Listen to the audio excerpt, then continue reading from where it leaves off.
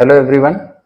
जैसा थंबनेल में मैंने लिखा हुआ था, ये वीडियो उसी चीज पे बेस्ड है कि हमारा जो टारगेट है वो टारगेट है मार्क्स, स्पीड और एक्यूरेसी को हम लोग कैसे बढ़ाएं। इस वीडियो में हम लोग कुछ टिप्स पे चर्चा करेंगे। ये जो टिप्स हैं ये सिलेक्टेड स्टूडेंट से बात करके एक्सपीरियंस लोगों से बात करके ये एक निचोड़ बन के आया है। ये एसएससी सीजीएल के जो बच्चे हैं जिनका स्कोर थोड़ा सा बाउंड्री पे रहा, उनके लिए भी बहुत ज्यादा इंपॉर्टेंट है। तो चलो फिर स्टार्ट करते हैं वीडियो को।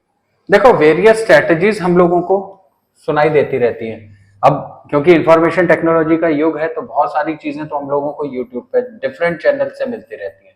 अब ये जो जानकारी है ये हम लोगों को टीचर से भी मिलती है, हम लोग सिलेक्टेड पीपल के जो इंटरव्यू वगैरह देखते हैं उनसे भी मिलती है। काफी सारे एल्डर्स और सीनियर्स भी हम लोगों को टाइम टू टाइम गाइडेंस देते रहते हैं। अब ये जो सीनियर्स हैं, एल्डर्स हैं, ये हमारे पेरेंट्स भी हो सकते हैं या फिर ऑलरेडी हमारे रिलेटिव वगैरह भी हो सकते हैं, या अगर हम लाइब्रेरी वगैरह में पढ़ रहे हैं तो वहां के सीनियर्स भी हम लोगों को गाइड करते हैं और वेरियस स्ट्रैटेजीज बताते हैं। अब ये एक कॉमन स्ट्रैटेजी है। स्ट्रैटेजी ये भी होती है कि सबसे पहले आपने कोर्स को कंप्लीट कर लिया, फिर रिवीजन क्लासेस कर ली, उसके बाद में आपने चैप्टर वाइज मॉक्स लगाए, फिर पीवाईक्यू के मॉक्स लगाए और फिर उसके बाद में ओपन मॉक्स लगाए। मैक्सिमम बच्चे इसी कोर्स को फॉलो करते हैं, मैक्सिमम स्टूडेंट्स इसको कवर करते हैं। कुछ लोग इस टाइप की स्ट्रैटेजी को यूज करते हैं कि कोर्स और चैप्टर वाइज मॉक्स एक साथ, क्योंकि इनको स्पीडली कोर्स कवर करना होता है, फिर ये revision plus PYQ chapter wise लगाना शुरू कर देते हैं। फिर ये मॉक्स के साथ में एनालिसिस, क्योंकि टॉपर्स ने बताया कि एनालिसिस करनी है तो एनालिसिस करते हैं, पीवाईक्यू के मॉक्स लगाते हैं और उनकी एनालिसिस करते रहते हैं, और उसके बाद में फिर ये लोग open mocks till exam date लगाते रहते हैं।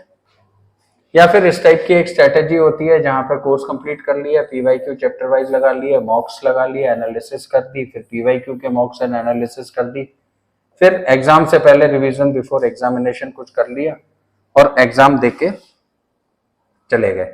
बहुत सारी and many more with different combinations, और भी कॉम्बिनेशंस हम लोगों को मिलते रहते हैं।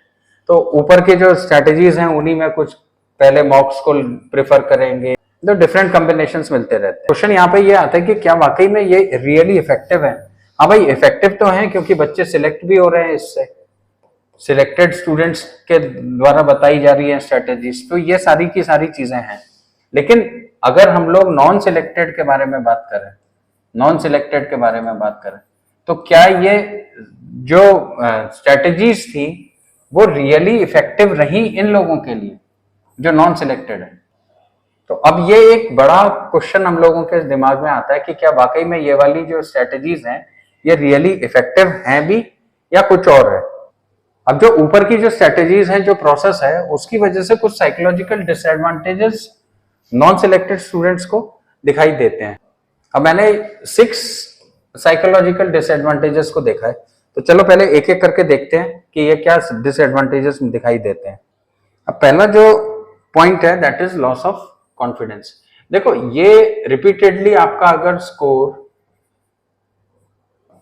अगर आपका मॉक्स में स्कोर लगातार कम आता है तो ये लॉस ऑफ कॉन्फिडेंस की वजह से होता है। कैपेबल हैं वो लोग, लेकिन कुछ कंसेप्ट्स की क्लैरिटी नहीं रही, कंसेप्ट्स अनक्लियर रहे, जिसकी वजह से वो वाला क्वेश्चन आपको छोड़ना पड़ा और उसकी वजह से रिपीटेडली आपका जो स्कोर है ये डाउन गया है।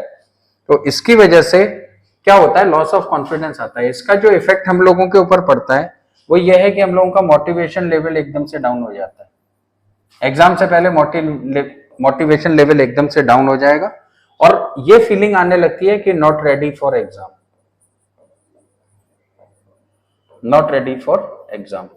तो ये एक फीलिंग आने लगती है। अब नेक्स्ट क्या होता है, नेक्स्ट वाला जो है फियर ऑफ सब्जेक्ट्स।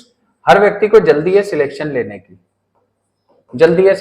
की, उसकी वजह से वो क्या करता है ना कि मॉक स्टार्ट कर देता है हाफ प्रिपरेशन पर, या फिर कोई एक सिस्टम उसने नहीं बना रखा है और वो थोड़ा बहुत पढ़ने के बाद में सीधे मॉक्स को लगाना शुरू कर देता है। अब वहां पे मॉक्स में उसको क्या होता है, अनफेमिलियर क्वेश्चंस मिलते हैं। जैसे ही अनफेमिलियर क्वेश्चंस मिलेंगे तो उसका मेंटल लेवल एकदम से उसको ये लेके जाएगा कि उसका परफॉर्मेंस पुअर हो गया है और अब वो वापस से अपने कंसेप्ट्स पर काम करना भी नहीं चाहता है। तो उसकी वजह से फियर ऑफ सब्जेक्ट उसके अंदर में धीरे धीरे धीरे धीरे डेवलप होने लगता है, और उसकी जो प्रैक्टिस है मैथ्स की, प्रैक्टिस मैथ्स की उसकी कम होती जाती है। फिर वो क्या करता है ना, वो अदर सब्जेक्ट से स्कोर निकालने की कोशिश करता है, अदर सब्जेक्ट से स्कोर निकालने के लिए, तो उसका टाइम मैनेजमेंट गड़बड़ हो जाता है। अब जैसे ही उसका टाइम मैनेजमेंट गड़बड़ होता है तो उसके अंदर में फियर ऑफ सब्जेक्ट डेवलप हो जाता है। अब नेक्स्ट क्या है, डेवलपमेंट ऑफ रॉन्ग पैटर्न्स। देखो अगर आपने मैथ्स को अंडरस्टैंड नहीं किया है, मैक्सिमम बच्चे क्या करते हैं, रटना शुरू कर देते हैं क्वेश्चंस को रट भी लेते हैं। रटने का मतलब यह है कि विदाउट अंडरस्टैंडिंग उन्होंने एक रॉन्ग पैटर्न डेवलप करना शुरू कर दिया है, या फिर फॉर्मूले पे डायरेक्टली एवरी क्वेश्चन का एक फॉर्मूला याद करना शुरू करते हैं, एवरी क्वेश्चन वन फॉर्मूला। तो ये जो है ये एक रॉन्ग पैटर्न उनके अंदर में डेवलप होने लग जाता है, और फिर एग्जाम में जाके सब कुछ साफ हो जाता है। ये चीज होती है। चलो आगे देखते हैं, false judgement of the ability. अब क्या है ना, जैसे मैथ्स में जैसे सपोज करो कि टाइम एंड डिस्टेंस या टाइम एंड वर्क आपका वीक है, या इस पर्टिकुलर चैप्टर के अंदर में स्मॉलर सेक्शंस आपके वीक हैं, और मॉक्स में जब आपने ये स्मॉलर सेक्शंस पर क्वेश्चंस को देखा तो आपका जो स्कोर है वो पुअर हो गया। अब आपका जो स्कोर है वो पुअर हुआ, लेकिन ये जो है ये ओवरऑल स्कोर आ रहा है ना आपका, तो इसकी वजह से क्या होता है कि आप इसको पूरे सब्जेक्ट के तौर पे मैथ्स को एज एन सब्जेक्ट देखना शुरू कर देते हो, ना कि ये स्मॉलर सेक्शंस की तरह। तो उसकी वजह से क्या है, ये फॉल्स जजमेंट ऑफ एबिलिटी है आपके अंदर में, लेकिन ये वाले जो छोटे छोटे वीक एरियाज हैं इन पे आप काम नहीं कर रहे हो। तो इन वीक एरियाज पे काम करने की जरूरत है, लेकिन आप अपनी एबिलिटी को जज गलत तरीके से करोगे और पूरे सब्जेक्ट को कंसीडर करना शुरू कर दोगे। अब नेक्स्ट है फ्रस्ट्रेशन एंड बर्नआउट। इसका डायरेक्टली रिलेटेड आपके मॉक्स के स्कोर से है, अगर आपका स्कोर लगातार नीचे जा रहा है तो आपके अंदर में एक फ्रस्ट्रेशन डेवलप होगा। और बर्नआउट का मतलब यह है कि एग्जाम से 2-3 दिन पहले, एग्जाम से पहले पढ़ने का मन नहीं करेगा,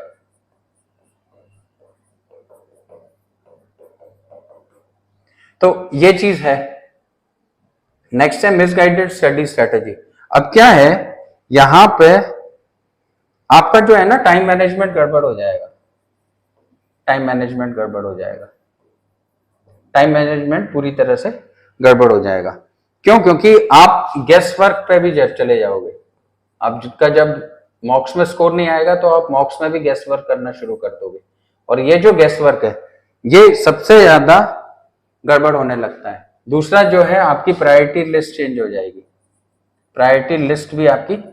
हो जाएगी, क्योंकि मॉक्स में अगर आप लगातार, जैसे सपोज करो कि मेंसुरेशन का क्वेश्चन आप नहीं कर पा रहे हो, तो आपकी वीक एरिया मेंसुरेशन है, लेकिन आप दूसरे टॉपिक से, सम अदर टॉपिक से स्कोर कोशिश कर रहे होगे कि तुम्हारा स्कोर कैसे भी करके आ जाए। तो ये एक साइकोलॉजिकल डिसएडवांटेजेस हैं जो हम लोगों को, ऊपर की जो स्ट्रेटेजीज है अगर उसको प्रॉपरली फॉलो नहीं किया तो ये साइकोलॉजिकल डिसएडवांटेजेस में हमारा पूरा ध्यान चला जाता है। तो फिर अब करें क्या? अब उसके लिए ये जो 3 फेज प्रिपरेशन स्ट्रेटेजी जो मैंने बनाई है, इसको तुम लोगों को फॉलो करना चाहिए। बहुत ही इजी है और इफेक्टिव है। ये उन लोगों के लिए भी है जो बिगनर्स हैं, उन लोगों के लिए भी है जिनका सेकंड अटेम्प्ट है या थर्ड अटेम्प्ट है, उन लोगों के लिए भी है जो ऑलरेडी जॉब में है, टाइम नहीं निकाल पा रहे हैं अपनी स्टडीज के लिए। तो ये जो है ये 3 फेज प्रिपरेशन स्ट्रेटेजी है। लेकिन उससे पहले एक छोटी सी चीज है, उसको हम लोग देखते हैं कि हाउ ब्रेन फंक्शंस, क्योंकि पूरा काम हम लोगों का ब्रेन से ही लेना है। तो ये बहुत इंपॉर्टेंट है कि how brain functions. Her candidate को ये चीज मालूम होनी चाहिए कि ब्रेन कैसे फंक्शन करता है, और ब्रेन को हम लोग कैसे यूज कर सकते हैं अपने काम के लिए। अब वो 3 फेज स्ट्रेटेजी से पहले ये एक रूम की फिगर है जिसको आप लोग 5 सेकंड तक देखो।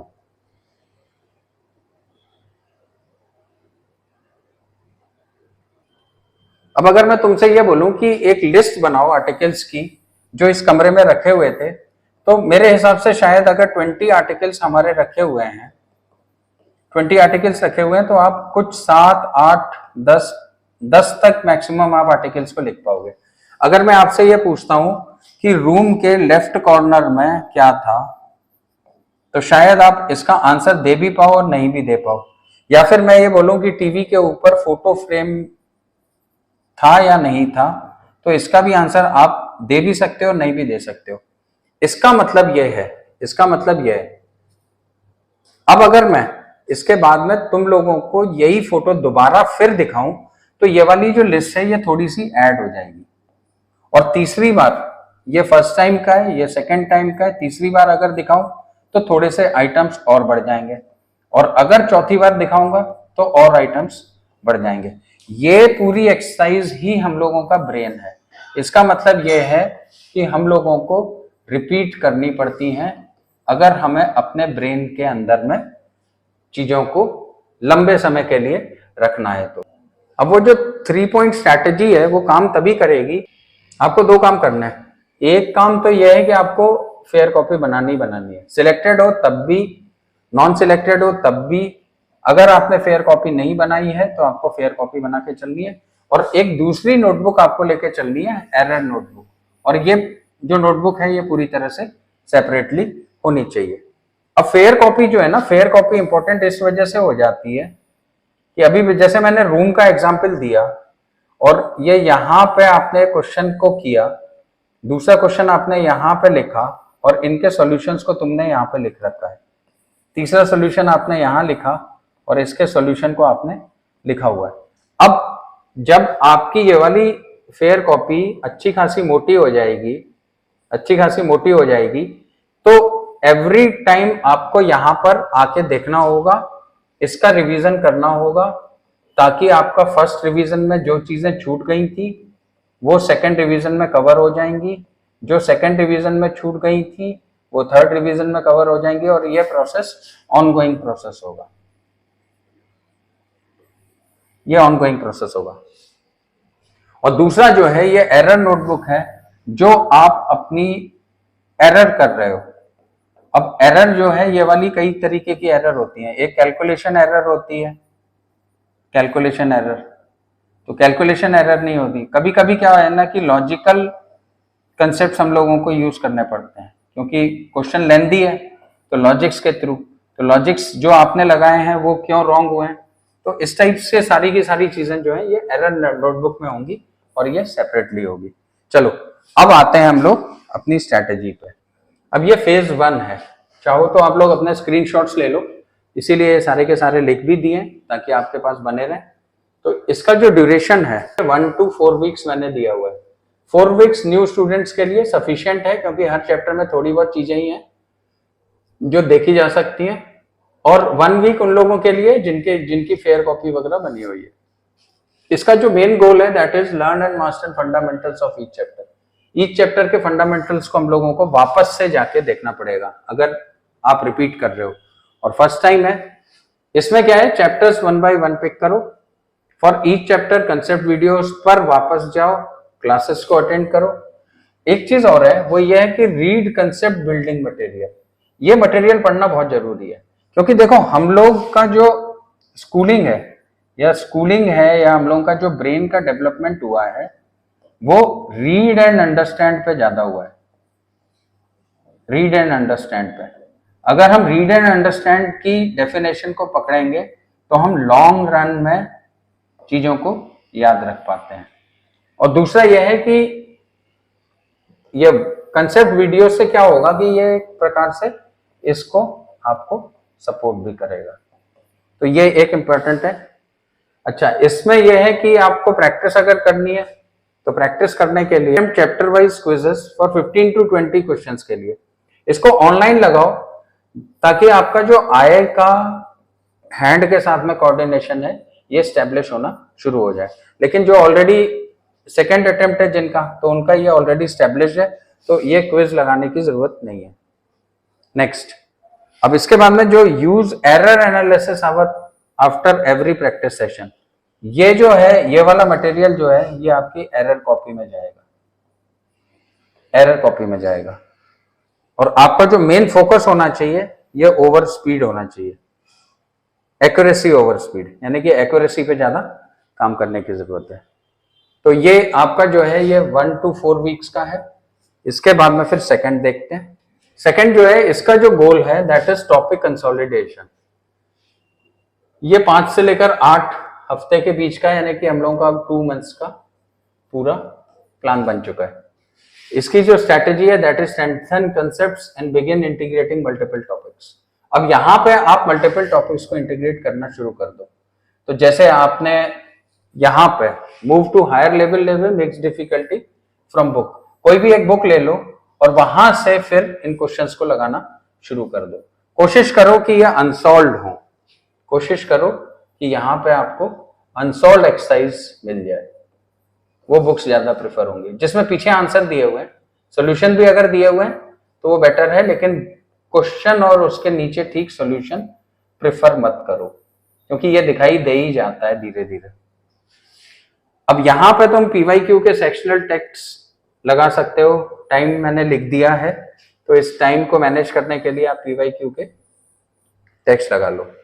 फिर वही है, एरर एंड कंसेप्ट गैप और टाइम मिस मैनेजमेंट जो भी हुआ है उसको एनालाइज मिस्टेक बाय कैटेगरीज। अगर सिली एरर्स हुई हैं तो उनको एक कॉपी में लिख लो, कंसेप्ट अगर गैप हुआ है तो अपनी फेयर कॉपी में दोबारा जाओ, और अगर टाइम मिस मैनेजमेंट हुआ है तो इसकी चिंता मत करना, फेयर कॉपी जैसे ही रिवाइज करोगे टाइम ऑटोमेटिकली कवर हो जाएगा। अच्छा, एक कुछ रिसोर्सेस मैं यहाँ पे जरूर बताना चाहूंगा, कुछ रिसोर्सेस जरूर बताना चाहूंगा इसके, क्योंकि ये 1 डे कंपटीशन है, 1 डे कंपटीशन है। तो 1 डे कंपटीशन में आप पीवाईक्यू सीडीएस के ले लो बुक, आप पीवाईक्यू एनटीपीसी के ले लो, और आप पीवाईक्यू यूपी पुलिस एसआई भी ले सकते हो।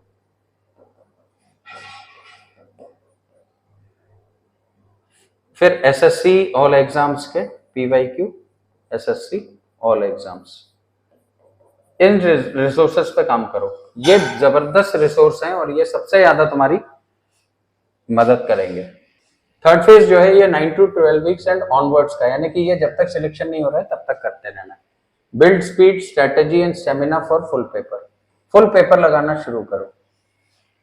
तो फुल लेंथ एसएससी के CGL mock test under strict exam conditions लगाओ। ये 1 to 2 ही होने चाहिए मॉक्स, कंप्लीट मॉक्स पर वीक, उससे ज्यादा नहीं होने चाहिए। अब यहाँ पे untimed PYQ chapter wise from book at least 2 to 3 hours daily maths लगानी है। अब इसके लिए वो वाले रिसोर्सेस को तुम वापस से रेफर करो जो मैंने तुम लोगों को बताया। Next, 1 to 2 mocks PYQ based भी लगा सकते हैं। Time management, automatically spend maximum 20 minutes on quant in tier 1। तो ये टाइम मैनेजमेंट है, बस इससे ज्यादा 20 मिनट्स के ऊपर जाने की जरूरत नहीं है। Next, final and the important tips through out, avoid time wasters. भाई ये टाइम वेस्टर्स से बचो। जैसे कि कोई एक क्वेश्चन है ना, किसी ने पूछ लिया, किसी भी एग्जाम में आज तक आया नहीं है, तो इसको चैलेंज मत लो, इसको चैलेंज मत लो और इसमें तुम टाइम वेस्ट कर रहे हो।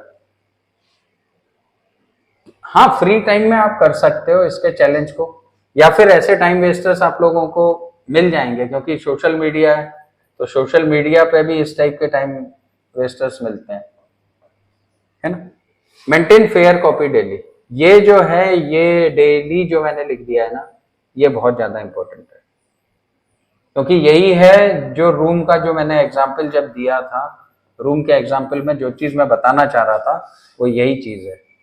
इसी से तुम्हारी स्पीड आएगी, इसी से तुम्हारी एक्यूरेसी आएगी और इसी से तुम्हारा स्कोर हाई आएगा। इसको बहुत सीरियसली लो। और सेकंड है मेंटेन एरर नोटबुक सेपरेटली, और हर टेस्ट से पहले, every test, before every test,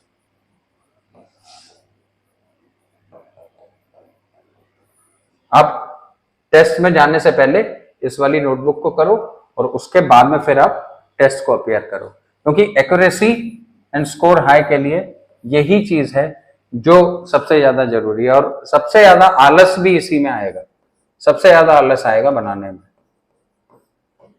तो भैया आलस को छोड़ो, सिलेक्शन के लिए तैयारी करो, इस स्ट्रैटेजी को फॉलो करो। ये कोई ज्यादा डिफिकल्ट स्ट्रैटेजी नहीं है। अब काफी हद तक तुम लोगों को क्लैरिटी आ गई होगी, तो इस वीडियो में इतना ही काफी है।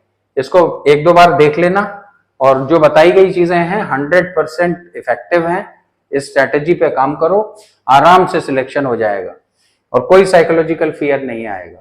तो आज के लिए इतना काफी है। जय हिंद, जय भारत।